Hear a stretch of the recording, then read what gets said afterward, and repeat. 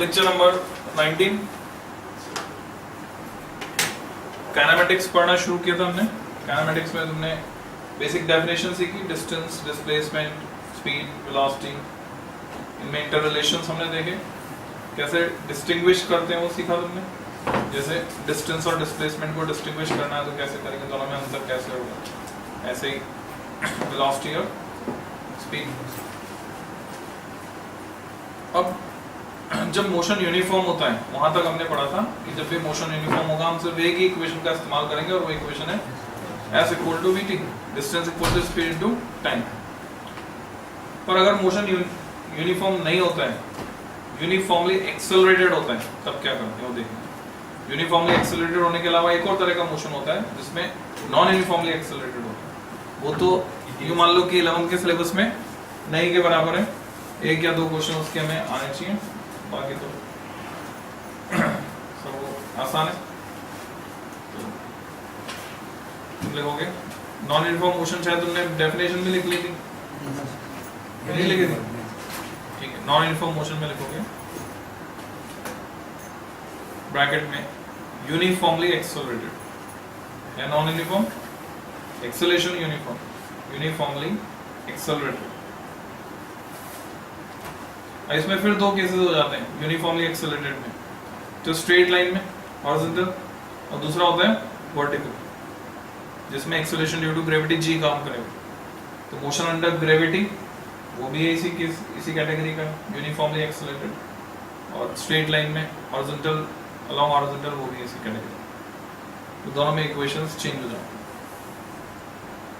तो इसमें तुम लिख सकते हो if object cover, if object cover भी लिख सकते हो, ट्रैवल भी लिख सकते हो, unequal distances in equal intervals of time, object covers unequal distances in equal intervals of time,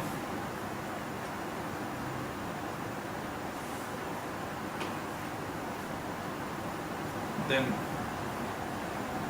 motion is said to be non-uniform.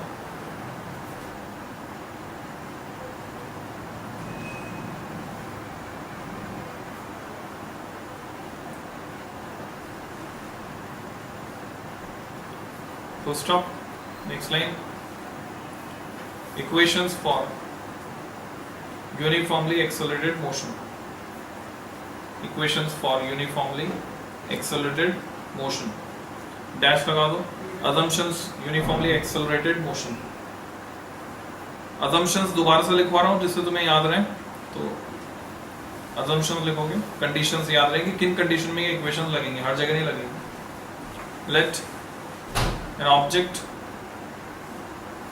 starts its motion. Let an object starts its motion with uniform velocity. Uniform velocity मतलब कितना? With velocity u. It starts its motion with velocity u, comma, moves under acceleration a. Moves under acceleration a, comma, get displaced by s vector, s के ऊपर vector का symbol, get displaced by s vector in time small t, comma, then जो पहले equation of motion बनती है v equal to u plus at, दूसरी बनती है f equal to ut plus half at square. और इसमें एक स्पेशल केस बनता है, कई बार क्या होता है कि ऑब्जेक्ट जो है ओरिजिन से स्टार्ट नहीं हो रहा होता है, यानी जहां हमने डिस्प्लेसमेंट 0 माना है वहां से स्टार्ट नहीं होता है ऑब्जेक्ट, थोड़ा पहले से हो सकता है, थोड़ा बाद से हो सकता है। बाद से होने वाला केस तो और भी रेयर है, उसमें तो सबट्रैक्ट करना पड़ेगा, और अगर थोड़ा पहले से हो रहा है तो इस इक्वेशन को हम कैसे लिखते हैं, s0 plus ut plus half at square, ऐसे लिखते हैं। तो कॉमन सेंस तुम्हें लगाना होगा कि S0 पॉजिटिव होना चाहिए या नेगेटिव। पॉजिटिव भी हो सकता है और नेगेटिव भी हो सकता है। तो टी टाइम में जो डिस्टेंस, अगर हम इसको क्या वेक्टर फॉर्म में बात कर रहे हैं, मान लो वेक्टर फॉर्म में बात कर रहे हैं, तब ये मैटर करता है, ये सब वेक्टर फॉर्म में बात कर रहे हैं। तो ऐसे सिचुएशन में नेट डिस्प्लेसमेंट तुम निकालना चाहते हो, अगर ऑब्जेक्ट ओरिजिन से स्टार्ट नहीं हो रहा तो इनिशियल जो भी उसका डिस्प्लेसमेंट है और टी टाइम में जो हुआ, तो टोटल डिस्प्लेसमेंट निकालने के लिए जुड़ जाए, तब उसकी नई पोजीशन मिलेगी। तीसरी equation v square equal to u square plus 2as, इन सब में यहाँ v स्क्वायर u स्क्वायर पे वेक्टर का कोई मतलब है नहीं, और a और s पर मैंने वेक्टर लगा तो दिया, पर फिजिकली मीनिंगलेस है, क्योंकि a की डायरेक्शन और s की डायरेक्शन सेम हो जरूरी नहीं है, अपोजिट भी हो सकती, तो इसको मैं स्केलर फॉर्म में लिख रहा हूँ। तो ऐसे सिचुएशन में ये जो इक्वेशन आए v square equal to u square plus 2as, या बाकी जो इक्वेशन आई, हर एक इक्वेशन में जब भी एक्सेलेरेशन के बजाय रिटार्डेशन होगा तो a नेगेटिव हो जाएगा। हम रिटार्डेशन को डिसेलरेशन भी बोलते हैं और नेगेटिव एक्सेलेरेशन भी बोलते हैं, और कई बार तो क्वेश्चन में एक्सेलेरेशन लिखा रहता है और एक्सेलेरेशन इक्वल टू -5 मीटर पर सेकंड स्क्वायर, ऐसे कोई डेटा दे दिया तो तुम्हें अंडरस्टूड अपने आप समझना है कि वो रिटार्डेशन, वेलोसिटी कम। ये तीन इक्वेशन तो स्ट्रेट लाइन हॉरिजॉन्टल के अलॉन्ग मोशन के हो गए, इसी के करस्पॉन्डिंग हम लिख सकते हैं v equal to u plus gt, और इन्हीं इक्वेशन में मॉडिफिकेशन हो जाता है। अगर रेस्ट से स्टार्ट हो रहा है ऑब्जेक्ट, रेस्ट से स्टार्ट हो रहा है तो सब में u 0 हो जाएगा, बचे हुए टर्म बचेंगे बस। दूसरी होती है s equal to ut plus half gt square, v square equal to u square plus 2gh, height को हम h मान लें अगर, तो इस h की जगह भी मैं कर देता हूँ h, यानी s corresponds to h and acceleration a corresponds to g। इसमें कई बार तुम्हें कंफ्यूजन होता है g को कब पॉजिटिव लेना है कब नेगेटिव लेना है। g हमेशा जो है नीचे की डायरेक्शन में होगा, g की डायरेक्शन फिक्स है, ऐसा तो होगा नहीं कि g ऊपर हो जाएगा। तो जब भी तुम क्वेश्चन कर रहे हो तो 2-3 तरीके हैं इसको अप्रोच करने के, यानी तुम कोई किसी भी एक डायरेक्शन को पॉजिटिव मानो, तुम्हारी मर्जी, तुम ऊपर की डायरेक्शन पॉजिटिव मानो या नीचे की डायरेक्शन। अगर तुमने ऊपर वाली डायरेक्शन पॉजिटिव मानी और जी लगता है नीचे तो जी नेगेटिव, ऊपर की डायरेक्शन में जो जो फैक्टर्स होंगे, यू अगर ऊपर की तरफ है नीचे से ऊपर फेंका है तो पॉजिटिव, और अगर गिराया है सर्टेन वेलोसिटी से फेंका नीचे की तरफ तो यू नेगेटिव। तो इस तरह से बात चलेगी। डिस्प्लेसमेंट ओरिजिन के रिस्पेक्ट में ऊपर की तरफ हुआ तो पॉजिटिव और नीचे की तरफ हुआ तो नेगेटिव। तो ये तुम्हारी मर्जी, तुम ऊपर की डायरेक्शन पॉजिटिव मानो या नीचे की डायरेक्शन। मेरा जो कंसेप्ट है, मैं जो मानता हूँ, मैं तो नेचुरल जो है वो मानता हूँ कि जिधर जी है उसी डायरेक्शन को पॉजिटिव मान के मैं सॉल्व करता हूँ क्वेश्चन, और मेरे को कभी कोई परेशानी इसमें नहीं है। तो नीचे की तरफ हमेशा जी पॉजिटिव, ऊपर की तरफ हमेशा नेगेटिव, ऐसा मानकर मैं सॉल्व करता हूँ। अदरवाइज सॉल्व कैसे भी किया जा सकता है, रेफरेंस फ्रेम पर डिपेंड करता है। 3 इक्वेशन तो ये हो गई, पर जो चौथी इक्वेशन हमारे काम आती है वो मैं डिराइव करके बता रहा हूँ आपको। 2 नंबर में क्वेश्चन बनता है, स्कूल एग्जाम में पूछते हैं। एक्सप्रेशन फॉर, देखो हेडिंग लगाओ 2m, साइड में कर देंगे 2 मार्क में। Expression for distance travelled by object, scalar form में हम कर रहे हैं। Expression for distance travelled by an object in nth second. Expression for displacement भी लिख सकते थे, हमने लिखा है distance travelled by an object in nth second, n के ऊपर th, n second. n second में कितना डिस्प्लेसमेंट होगा, nवें सेकेंड में कितना होगा। तो nवें सेकेंड में मान लो nवां सेकेंड है 7वां सेकेंड, तो 7वें सेकेंड में कितना डिस्टेंस उसने ट्रेवल किया है, डिस्प्लेसमेंट कितना हुआ, तुमको ये निकालना है।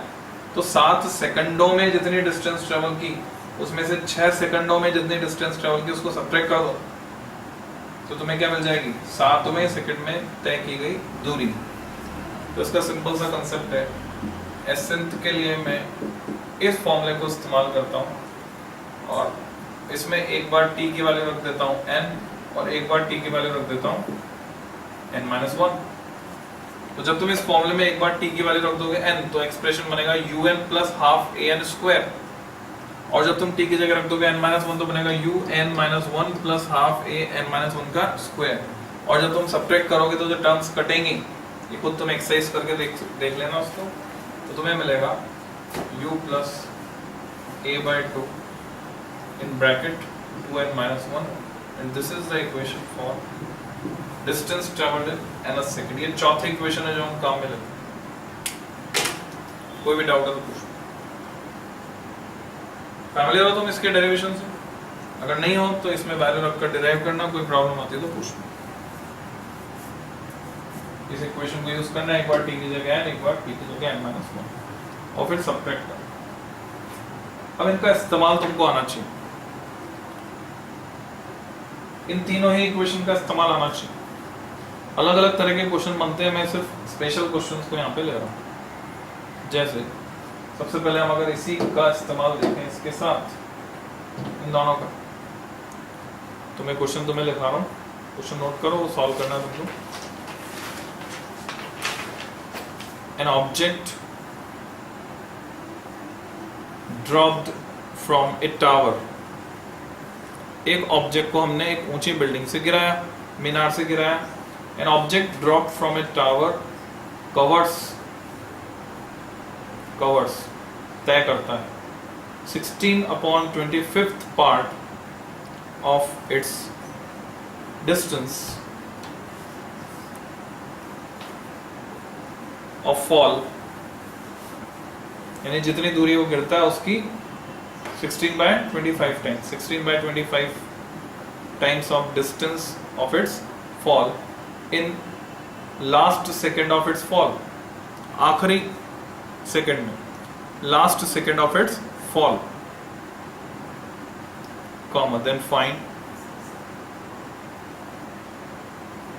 Height of the tower and time of fall, height of the tower and time of fall, ये दोनों चीज हमको पता है।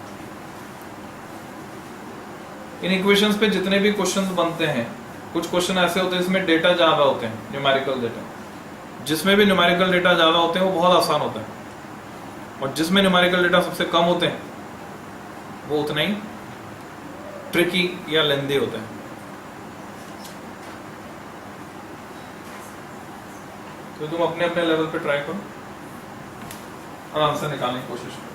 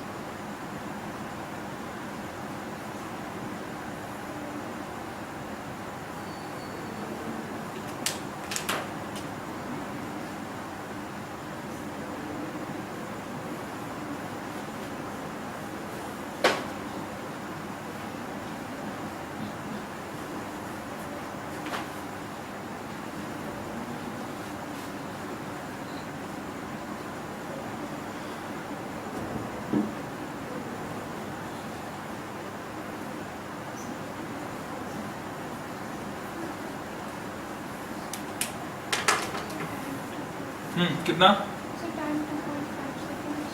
And height how much? 12.5. 12.5. और किसी का डिफरेंट आंसर? कितना आंसर?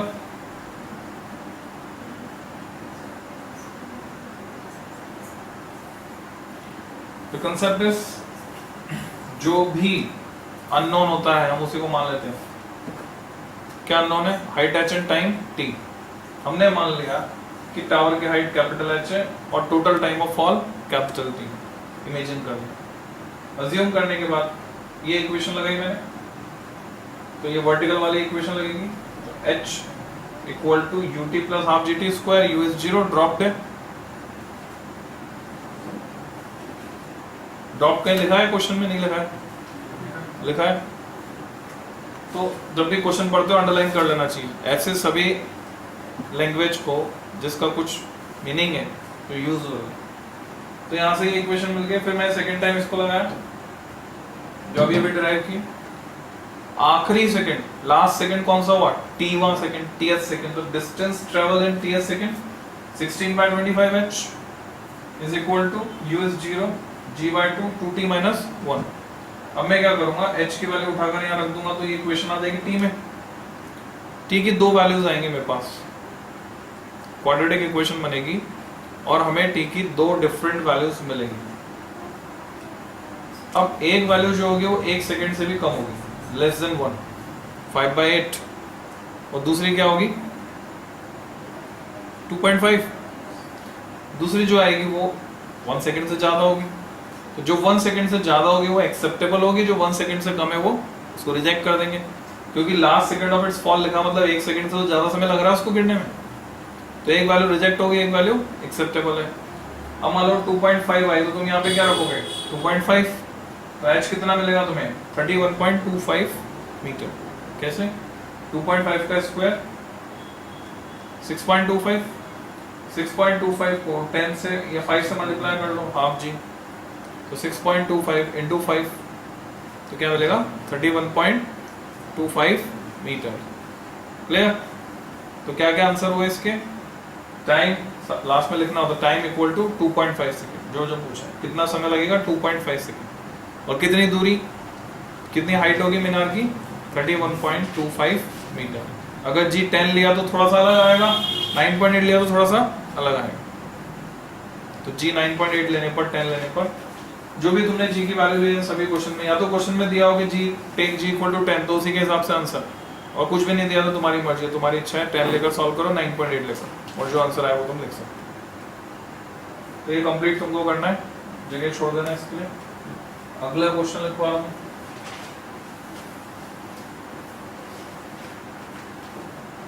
नेक्स्ट क्वेश्चन तुम लिख सकते हो।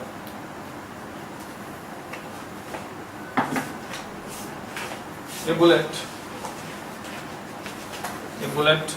loses, खो देती, loses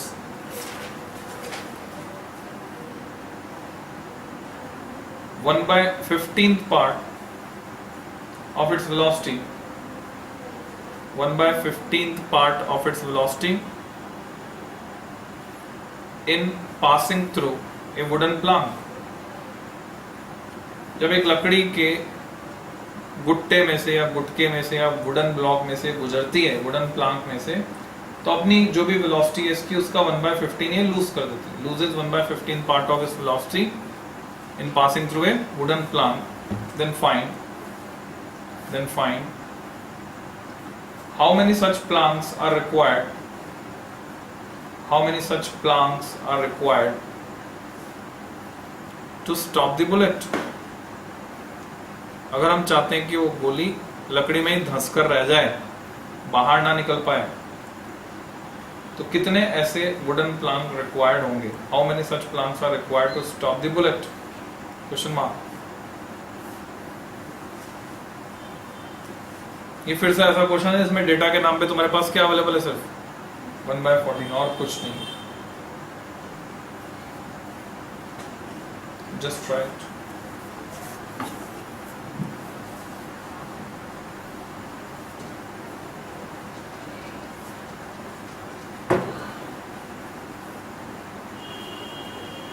जिन क्वेश्चन में डायग्राम बनाने की संभावना, डायग्राम बनाओगे तो आइडिया आएगा।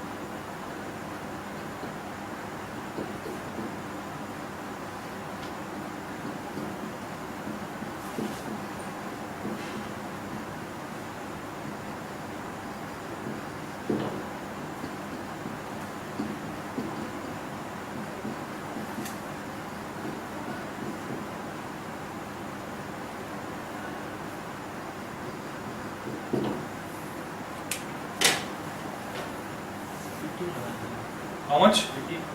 15 प्लांट्स। देखते हैं और कोई जवाब। इन्होंने बोला 15 प्लांट चाहिए। और कोई बता रहा जवाब?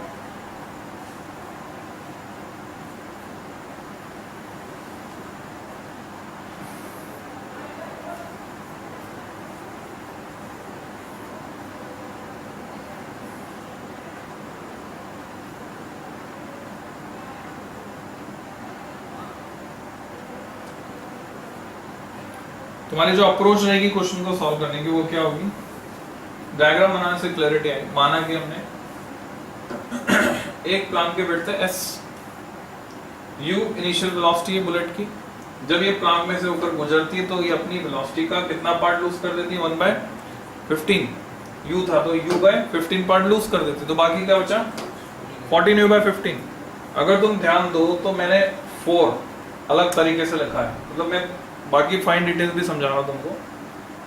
अमूमन 4 हम ऐसा लिखते हैं, पर यहां मैंने जानबूझ के 4 कैसा वाला बनाया।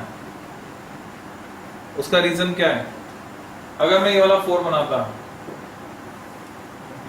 और साथ में यू बनाता, मतलब कॉमन सेंस की बात है जो तुम्हें सीखना है समझना, तो ये 44 का इंप्रेशन दे रहा था। इसको 4u समझना थोड़ा मुश्किल होता है। तो ऐसे जहां भी सिचुएशन आती है लिखने में, जहां कंफ्यूजन क्रिएट होता है, वहां पे तुम्हें अपना तरीका इस तरह से बनाना चाहिए कि, क्योंकि तुम खुद ही कंफ्यूज हो जाओगे आगे की रिजल्ट गलत कर दो। तो ऐसा जब भी होगा u और 4 एक साथ बनाओगे तो 4 कैसा बनाओगे? ऐसा होगा। तो ये 14u/15 फाइनल वेलोसिटी होगी। इस सिचुएशन के लिए अगर मैं थर्ड इक्वेशन लगाता हूँ, क्योंकि t की तो कोई गुंजाइश है नहीं, तुम देख रहे हो t की कहानी नहीं है यहाँ पे। और ये जो मैंने SIT.-dash लिखा है, इसका क्या मतलब है? जब हम डायग्राम में कुछ डिटेल्स बता देते हैं, तो ये तो मैंने नोट्स के हिसाब से लिख दिया SIT.-dash। तुम क्या लिखोगे? पूरे एग्जाम में लिखना होगा तो situation is as shown in figure. तो situation is as shown in figure को नोट्स में शॉर्ट करने के लिए, जिससे हमारी एफिशिएंसी बढ़ जाए। ये स्टार्टिंग मान के चलो तुम, ये अभी तुम्हारी स्टार्टिंग चल रही है, पर आगे जाकर हमारी स्पीड बहुत तेज होने वाली है, बढ़ने वाली है। वो कैसे बढ़ेगी? ऐसे बढ़ेगी कि हम शॉर्ट फॉर्म्स का इस्तेमाल करेंगे। तो SIT.-dash situation is as shown in figure. और मैंने मान लिया कि बुलेट को रोकने के लिए कितने प्लांट्स चाहिए? n। तो कितना डिस्प्लेसमेंट होगा बुलेट का? एक प्लान के विड्थ s, तो n इंटू s, और बुलेट रुक जाएगी। यानी n प्लान्स होंगे तो क्या होगा? बुलेट की फाइनल वेलोसिटी 0। मैं इस प्रेजेंट सिचुएशन, टाइम कहीं नहीं आ रहा है इसलिए मैं थर्ड इक्वेशन का इस्तेमाल करूंगा इसमें। इस प्रेजेंट सिचुएशन में मैं थर्ड इक्वेशन लगाई, तो using v square equal to u square, retardation है -2s, रुकना है ना बुलेट को, स्पीड कम हो रही है इसकी। तो v स्क्वायर कितना है? फाइनल वेलोसिटी 14u/15 का square equal to u square -2a, मुझे नहीं पता ये कितना है, s। और यहां से जो मुझे मिलता है वो मिलता है 14 का स्क्वायर जानते हो कितना लिखूं? 196। ये स्क्वायर से याद होने चाहिए। u square upon 225 equal to u square -2as। अब मुझे यहाँ से कौन सी वैल्यू चाहिए? मैं साइमल्टेनियसली अगर इसका काम करूं थर्ड इक्वेशन पे, तो n प्लान पार करने पर बुलेट रुक रही है, तो इस सिचुएशन में फाइनल वेलोसिटी होगी 0, इनिशियल वेलोसिटी होगी u, और रिटार्डेशन तो उतना ही होगा। रिटार्डेशन कितना होगा? एक्सेलरेशन को लिखा मैंने तो -a, जो उधर माना है हमने वो इतना, जो सारा मटेरियल जो है प्लान का वो सेम है, आइडेंटिकल है। तो मैं लिखूंगा थर्ड इक्वेशन से v स्क्वायर की जगह 0 equal to u square -2a। कितना डिस्प्लेसमेंट हो रहा है? n टाइम्स s, एक प्लान की विड्थ s, तो n प्लान की ns। तो मुझे यहाँ n की वैल्यू निकालने के लिए क्या चाहिए? n की वैल्यू निकालने के लिए मुझे चाहिए u स्क्वायर डिवाइडेड बाय क्या आएगा? 2s आएगा। मुझे 2as की वैल्यू चाहिए, तो 2s की वैल्यू मैं यहाँ से निकाल लेता हूँ। तो 2s की वैल्यू क्या आई? उसको इधर ले आओ, 2as equal to u square minus ये, उसको उधर ले जाओ, 196 u स्क्वायर अपॉन 225। 225 में से 196 सब्ट्रैक्ट कर दो तो 25 तो इधर बचे, 4 उधर बचे, कुल मिलाकर 29। तो मुझे मिलता है 29 u square upon 225. This is value of 2s. This is equation 2. Now use 1 and 2. 2 से उठाकर इसमें डालो वैल्यू, क्या मिला? So n equal to u square divided by 29 u square upon 225. U square get cancelled, so you will get 225 upon 29, which is how much? 7 point.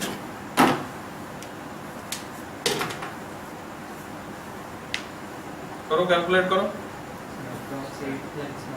7.8 नहीं 7 point आ कितना रहा है?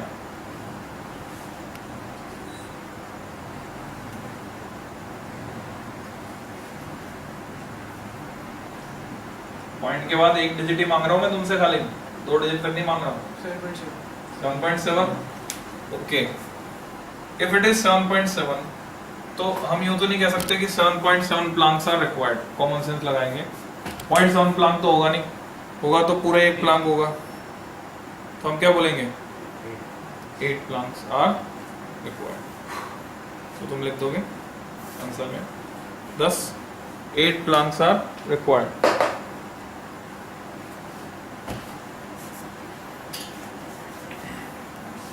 ठीक है।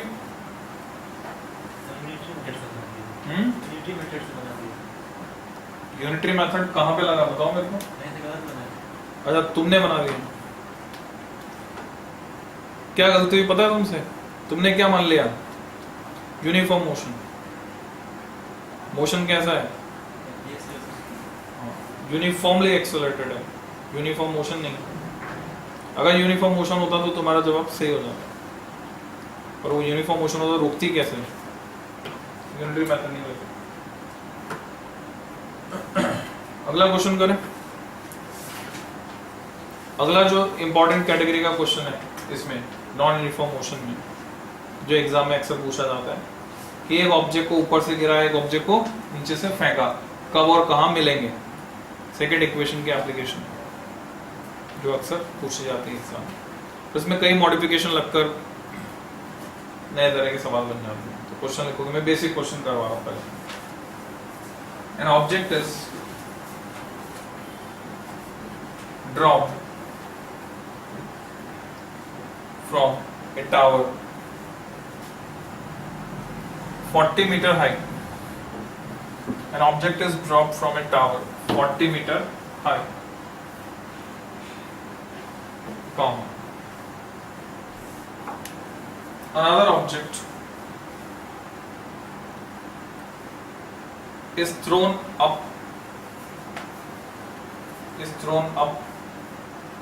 along the same line simultaneously comma, then find after how much time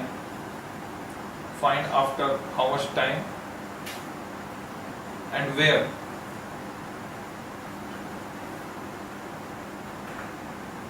the two objects meet. After how much time and where the two objects meet. ये दोनों objects जो है कब और कहां मिलेंगे ये बताना। दूसरे ऑब्जेक्ट को क्या किया? मिसिंग है कुछ डेटा, वेलोसिटी गायब है, तो वेलोसिटी मेंशन करो। वेलोसिटी 20 मीटर पर सेकंड। तो मैंने जानबूझ के किया, कई बार क्वेश्चन ऐसे होते हैं जिसमें कुछ डेटा गायब होते हैं और तुम उसमें माथा मारते रहते हो, परेशान होते रहते हो। अच्छा किताब में लिखा हुआ है सही होगा, अच्छा सर ने दिया है क्वेश्चन तो सही हो गया, हम ही कुछ गड़बड़ कर रहे हैं। पर अगर तुम्हें ऐसी फीलिंग आ रही है कि कुछ मिसिंग है तो तुम्हें पूछना चाहिए, और किताब में है तो उसमें टाइम बर्बाद नहीं करना चाहिए, बाद में टीचर से जाके पूछ लेना चाहिए कि ये क्वेश्चन ऐसा है। मतलब किसी भी क्वेश्चन पे अननेसेसरी टाइम बर्बाद करने की सलाह मैं नहीं देता। जो तुमसे हो रहा है, देखो मैं तुम्हें दूसरी अप्रोच बता रहा हूँ, तुम्हारे टीचर्स तुमसे क्या कहते हैं दैट इज डिफरेंट, मेरा अनुभव जो है, मेरे एक्सपीरियंस के बेसिस पर मैं अलग अप्रोच ही बता रहा हूँ कि जब तुम क्वेश्चंस करने बैठते हो और कुछ क्वेश्चंस नहीं हो रहे हैं, तो हो सकता है कुछ लोग तुमसे कहते हैं कि भाई उस क्वेश्चन से जूझो, उस पर और टाइम दो और उसको पूरा करने की कोशिश करो। पहले के टाइम में ये बात सही थी। पहले के टाइम में क्या होते थे, टाइप्स ऑफ क्वेश्चन लिमिटेड होते थे, ठीक है, बहुत सारे क्वेश्चंस नहीं हुआ करते थे, लिमिटेड टाइप ऑफ क्वेश्चंस होते थे हर टॉपिक पर। अब समय बदल गया है। अब क्या होता है कि क्वेश्चन की कैटेगरी, क्वेश्चन के टाइप्स, वैरायटी इतनी ज्यादा है कि अगर तुम हर क्वेश्चन से जूझना शुरू कर दोगे तो नंबर ऑफ क्वेश्चन, जो डिफरेंट टाइप्स ऑफ क्वेश्चन है, कवर ही नहीं कर सकते, पूरे कर ही नहीं पाओगे। तो ऐसे सिचुएशन में जिस पे ज्यादा टाइम खर्च हो रहा है, बेटर है उसको छोड़ दो। उसमें जो भी ट्रिक इन्वॉल्व है, सॉल्यूशन है तो सॉल्यूशन में से देख लो, नहीं तो अपने टीचर से जाकर पूछ लो कि सर इसका हिंट दे दो। ऐसे सिचुएशन में तुम ज्यादा वैरायटी कवर कर पाओगे और वो ज्यादा फ्रूटफुल होगा, बजाय इसके कि तुम उसमें उलझकर सारा टाइम उसी में बर्बाद कर दो, क्योंकि नेचर चेंज हो गया अभी। तो बेटर है तुम उस पर फोकस करो जो तुम्हें आ रहा है, जो हो रहा है उस पर फोकस करो, जो नहीं हो रहा उसको छोड़ो। सेकेंड टाइम ट्राई कर सकते हैं। हमारा जो स्टेटस है वो चेंज हो जाता है जब हम बहुत सारे क्वेश्चन करके वापस उस पे लौटते हैं, एक्सपीरियंस बढ़ जाता है। हो सकता है सेकंड टाइम में आ जाए, और उस समय नहीं बर्बाद करना चाहिए, उस समय मार्क करके छोड़ दो, सेकंड टाइम में फिर ट्राई कर लो, नहीं होता अल्टीमेटली पूछ लो। टाइम 2 सेकंड आया और हाइट 20 मिनट। तो स्ट्रेट फॉरवर्ड क्वेश्चन आए, इसको सॉल्व करने के लिए डायग्राम बहुत हेल्पफुल रहेगा। This is tower, height 40 meter, it is given to us. Object 1 गिराया तो u equal to 0. Object 2 फेंका, speed u equal to 20 meter per second. माना कि दोनों कुछ हाइट h पर मिलते हैं from the bottom, from the ground. t time बाद मिलते हैं, आफ्टर टाइम t। जो भी अननोन थे हमने इमेजिन कर, अज्यूम कर। तो अब यहां तक के मोशन के लिए, यानी ये अगर पॉइंट A है, ये पॉइंट O है और ये पॉइंट B है, तो A से O तक के मोशन के लिए उसके लिए इक्वेशन लगाऊंगा। उसके लिए इक्वेशन, सेकंड इक्वेशन से मैं लिख सकता हूं s डिस्प्लेसमेंट ट्रैवल। तो कितना डिस्प्लेसमेंट हो रहा है उसका, ये टोटल 40 है, वो h है, तो उसका डिस्प्लेसमेंट हो रहा है 40 minus h equal to u is 0,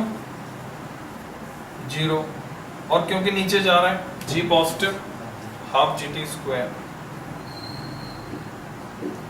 और अगर मैं नीचे से ऊपर वाले के लिए मोशन b से o तक का कंसीडर करता हूं, तो इसका डिस्प्लेसमेंट है h, इनिशियल वेलोसिटी है u यानी 20, और क्योंकि ये ऊपर जा रहा है, वेलोसिटी ऊपर है इसलिए मैंने पॉजिटिव लिखी, पर एक्सेलरेशन g नीचे की तरफ लग रहा है, इसलिए वहां माइनस आएगा, और माइनस हाफ gt स्क्वायर। ये दो इक्वेशन है, दो ही अननोन है, h और t, तो बड़े आराम से पता कर सकते हो। दोनों को जोड़ दो तो हाफ gt स्क्वायर कैंसिल हो गया, यहाँ से h जोड़ देंगे तो h भी कैंसिल हो जाएगा। क्या गड़बड़ की मैंने, बताओ।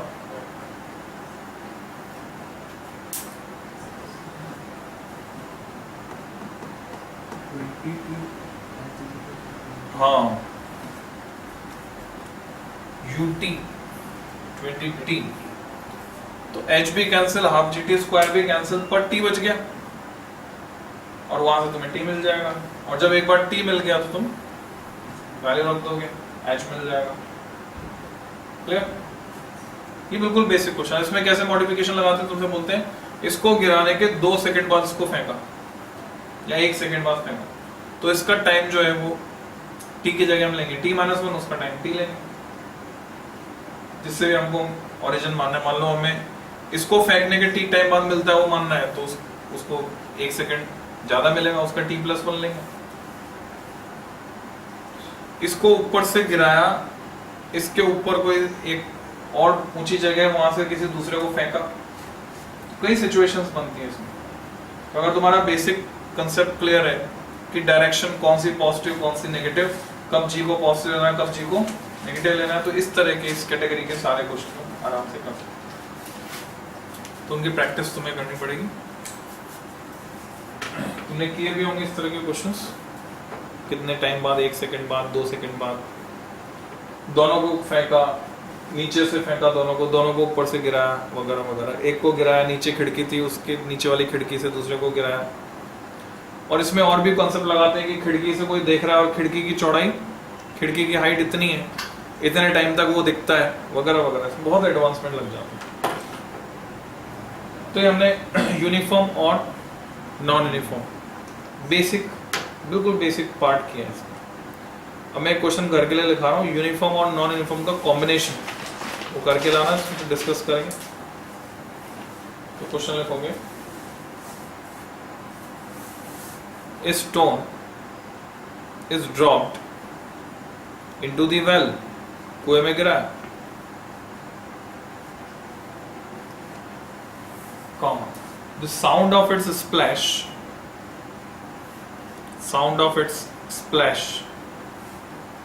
is heard, सुनाई देती है, is heard,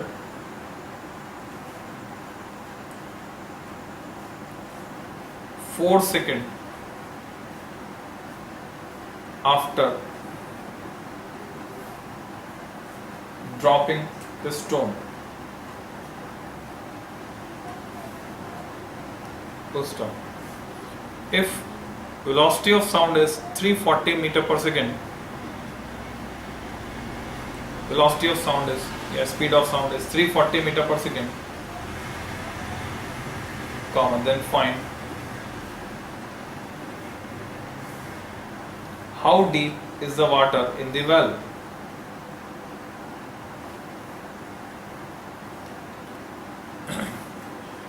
अब how deep is the water को दो सेंस में लिया जा सकता है, ठीक है। हम किस सेंस में बात कर रहे हैं, कुएं की मुंडेर से पानी कितनी गहराई पर है, तो हाउ डीप इज वाटर लिखने की बजाय क्या लिखें, how deep is water level, water के साथ लेवल और जोड़ दो, how deep is water level. हम ये नहीं जानना चाहते कि कुएं में कितनी गहराई तक पानी भरा हुआ, हम जानना चाहते हैं ऊपर मुंह से लेकर नीचे। तो इसमें दोनों मोशन कैसे आ गए, पत्थर जब जाएगा तो कैसा मोशन करेगा, एक्सेलरेट, यूनिफॉर्मली एक्सेलरेट, और आवाज जब आएगी तो कैसा मोशन करेगी, यूनिफॉर्म मोशन। साउंड पे तो जी लगेगा नहीं, ग्रेविटी काम नहीं करेगी साउंड पे, साउंड ऊपर जब आएगी तो कौन सी इक्वेशन काम करेगी, S = VT। कोशिश करना, टोटल टाइम तुम्हारे पास है 4 सेकंड, हो सकता है डेटा कुछ मिसमैच करे, पर करोगे तो पता चलेगा काफी अच्छा। इसको सब इमेजिन करके कैसे बनाएंगे, कौन से वाले को, इसको जैसे पहला सेकंड में 10 मीटर का